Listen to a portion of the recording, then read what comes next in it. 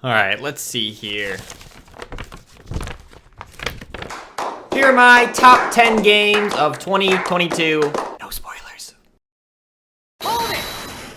This isn't the first Ace Attorney game on my top 10 list, and it won't be the last. You guys just have to get over it. I'm gonna probably be playing these games at least once a year, every year, probably forever at this point.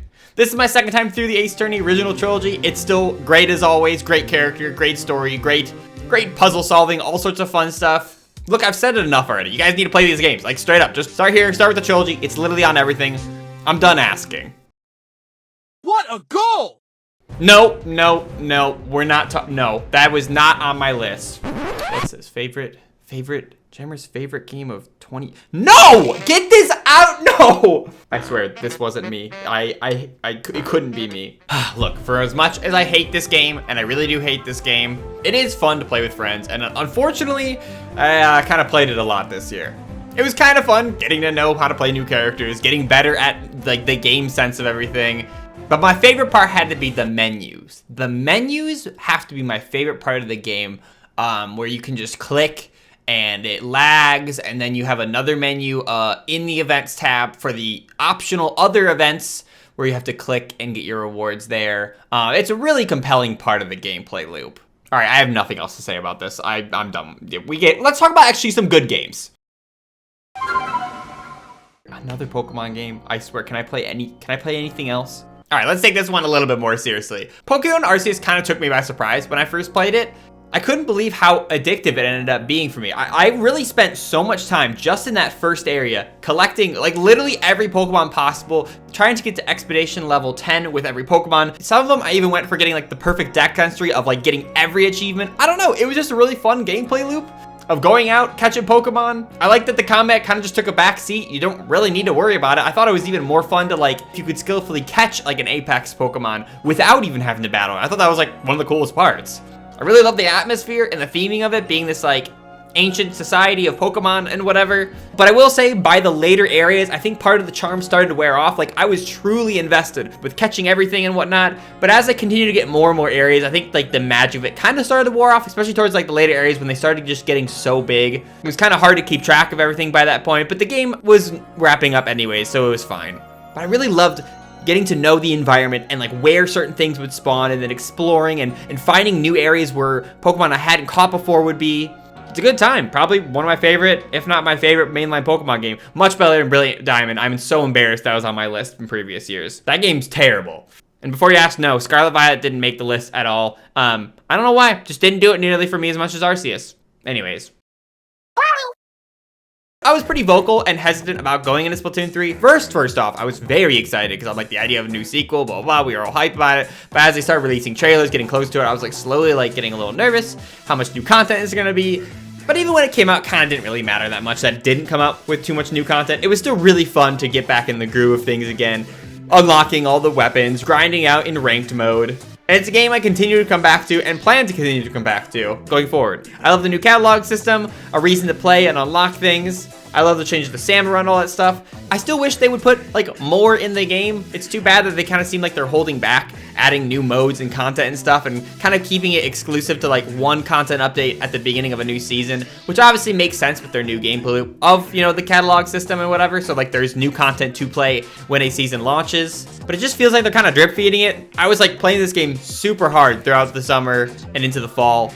But now with season 2, I don't know, I'm playing it here and there. Hey, Big Run last weekend, but I'm feeling less and less of a drive to really grind the game, which is kind of too bad because I want to be still grinding the game, if that makes sense. I wish there was more I could do, but alas, it's still fun to play.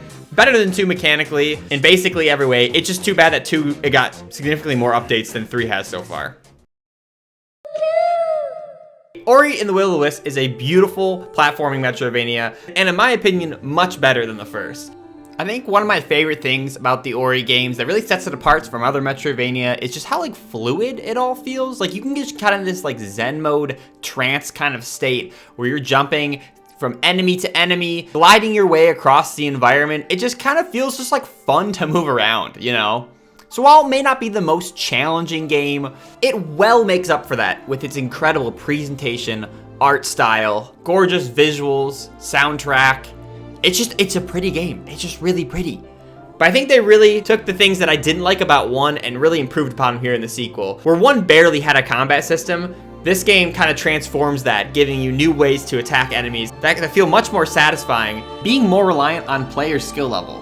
I also like that this game had a general town area with characters that Ori could interact with throughout their adventure. I mean, I don't know, it was just kind of fun to have like friends, especially because this game's theming is all about friendship and the fact that Ori's so freaking cute. It was just kind of fun to be able to interact with these characters and build up their little huts and stuff. It was so adorable. Anyways, yeah, play the Ori games. They're accessible on basically everything. They're amazing and you should play them.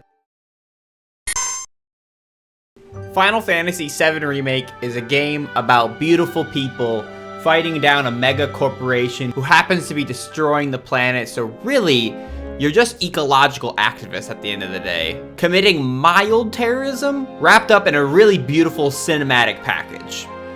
Oh, and at one point you fight a house. Yeah, that's basically the game. I played the original on Switch like a few years prior. That game kind of sucks. Sorry, y'all. But this universe's theming, character, story, everything about it is just amazing. They really do the original source material justice. Like, it truly feels like this was what those developers at the time were imagining with that game that was built together with like duct tape and mud and sticks. So anyways, yeah, this remake's pretty good. It truly blew my mind how like the cinematic cameras for cutscenes would blend so seamlessly into gameplay and then back again. The performances of all the actors in this game were absolutely unbelievable. Like, it felt like I was truly watching a movie at times. The game's gorgeous and it's really fun to complete side quests and make your way through the story. I kind of appreciate that it had a good balance between like main story and side quests, so you never feel like you're missing anything. There's good like natural breaking points in the general narrative to give you time to like help out townsfolk and whatnot, so it doesn't feel as jarring of like you're ignoring the main plot. But it does a great job establishing these characters, getting to know them, establishing relationships between them all, and you can even play darts. Now the dart minigame is where this game truly shines. The complexity, the technique, the addictive nature of trying to get a high score, like this is what really sets this game apart from other AAA titles. No, I'm actually serious. While it's all the same kind of stuff we've seen and tons of AAA stuff nowadays, graphics, music, quality, Final Fantasy just has the flexibility and freedom to just not take itself seriously. One moment you'll be in a really heartfelt moment where it's like really important and critical to the story, and the next moment you'll be doing a dance-off competition while Cloud is wearing a dress. Honestly, it's moments like these that truly set it apart from all the other games and makes this game just so fun to play. Bonger? So Bugsnax is a weird game I feel like no one talks about enough, because it does seem like you'd write it off as this old, weird, quirky looking, what are these puppets catching like hamburgers and stuff? It's hard to understand what this game's truly about until you actually give it a go. The core gameplay loop has you catching these Bugsnax, and each one has a unique way of catching it. It almost has a Pokemon quality to it, where you want to like be able to catch every single one of the snacks in the game. But every snack has a unique twist in order to catch it. And it's this core mechanic that's continuously iterated on throughout the game, where they introduce new snacks, new abilities, and the new environments you explore. This isn't even to mention the lovable cast of characters, again, a great voice cast, and also a great story to boot. Don't let the art style of the puppets be off-putting to you, because honestly, these characters are truly endearing. I've of course grown to love how all these characters look. But I do understand from like an outside perspective, they are a little like weird looking. Not that this game needed to be that, but if this game was some sort of, another Mario game or a Pikmin game or some more mainstream IP, I feel like a lot more people would have given it a shot because the core gameplay loop is fantastic. So yeah, play Bugsnax, it's fun, check it out. It's not weird, I promise, it's actually really fun, like give it a shot. Come on, it's fine, like it's not weird, I promise, it's not as weird as it looks. All right, anyways. Boy. Alright, so I kind of get why this game got Game of the Year back in 2018. I don't play many of the AAA kind of third-person action fighting games, so my experience with that genre of games is rather limited, but as soon as I played this game, something registered differently with me. Like, I understood how different and how amazing this game actually is. This game, again, blends cinematics and gameplay so flawlessly. You feel like you're part of this cinematic experience that no movie could quite capture. And to my surprise, it has some loose Metroidvania elements where as you would unlock new abilities throughout the later in the game, you'd actually use said abilities to traverse the environment better and also use those to unlock puzzles. That's not also to mention, again, yet another incredible voice cast where they tell such an amazing story. They really take the time to develop this father-son relationship where both characters go through a truly transformation by the end of the game and become better people because of it. One thing they really nail is the animation. Kratos just feels heavy and big.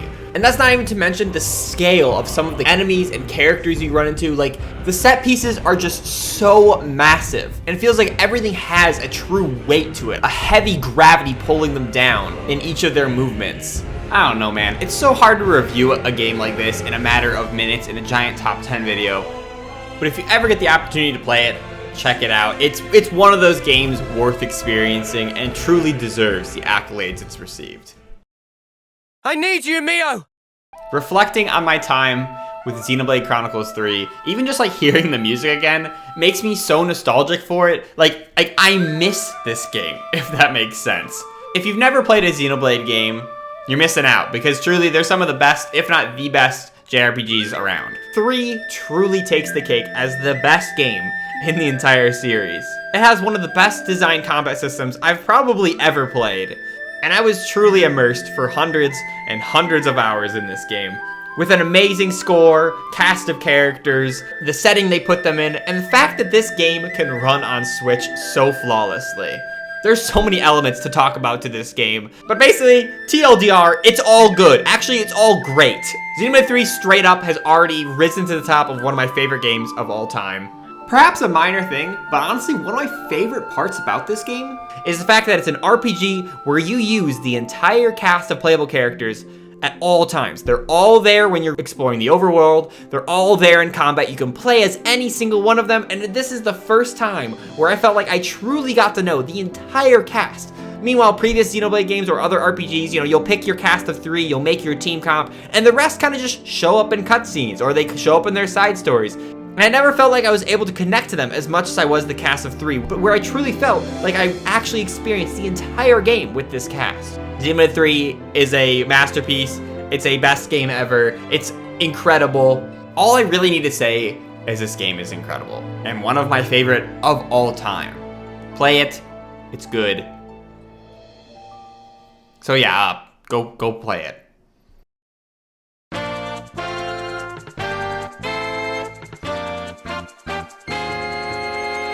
I replayed Super Mario 3D World with friends, always a blast. I also played through the Pikmin 3 story mode in co-op. That was so much fun too. I finished up the great Ace Attorney games on Switch. Of course, another Ace Attorney game's gotta make the list. I mean, you'd expect nothing less at this point. I also played Triangle Strategy, which was fun. I think I prefer Octopath to this, but it was still it was fine. I also replayed Fire Emblem Three Houses, finishing up my Blue Lions route. That was fun, of course, too. I also played Firewatch the first time. A pretty interesting experience, but nonetheless, pretty fun. But anyways, I know you're all here for my number 1 to have ever been played this year, 2022. Roll the clip.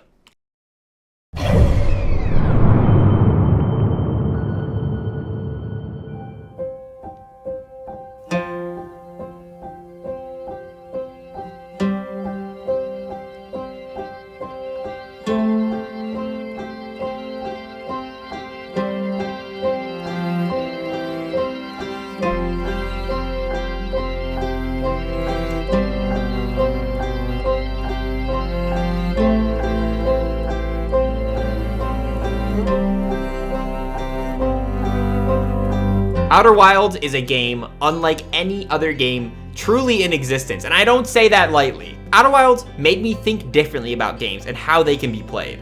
The perfect way to experience this game is to go into it completely blind. So that's why I can't really talk about much in this review. So yeah, if you want to know nothing, skip to the end, I guess. Outer Wilds is the most immersive space exploration game you will ever experience. You are a Hearthian, and today is your first step in the Inner Space Exploration Program. As you say your goodbyes and talk to your friends at home, you can take off and launch and explore this completely seamless open world solar system where you truly can go anywhere. Fueled by the pure joy of exploration, you can just kind of do whatever you want. The game doesn't really tell you what you're supposed to be doing out there, where you're supposed to be going, and that's kind of the beauty of it. It's up to you, the player, to craft your own journey in the stars. Do what you want to do. If you find something remarkable or interesting, perhaps it's worth going and exploring. You are a blank slate, and the solar system is filled with so many wonders. Giant tornadoes, gravity-shifting crystals, black holes, the list goes on. I kid you not, I probably played a solid 15 hours of this game, making no true progression. I was just having so much fun messing around with the mechanics of this game, finding new areas. I was just having too much fun. And to some that may be intimidating without having a true structure to the game.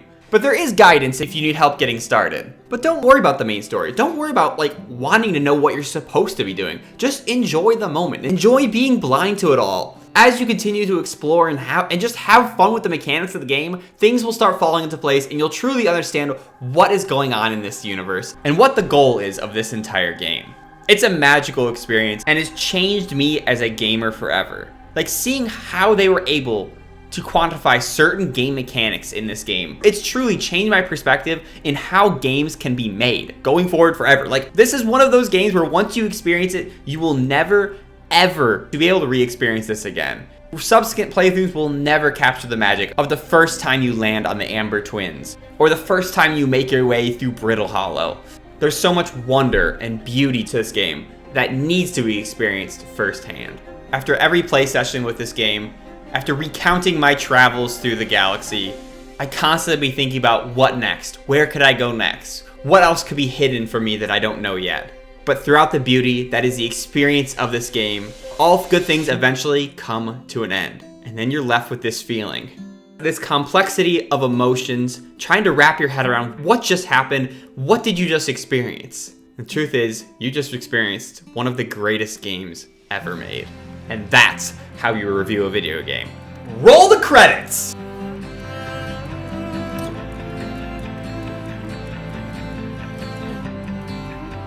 Wait, hold on. We're getting a... Oh, there's one last thing here. Oh, sorry, excuse me. Paper Mario The Thousand Year Door. That's the game of the year. For the 18th year in a row, this game takes the cake. With its graphics, its characters, its story, its combat. It always gets us every year. Well, there you have it, everyone. That's 9 games of the year. I'll see you probably never. Thanks, bye.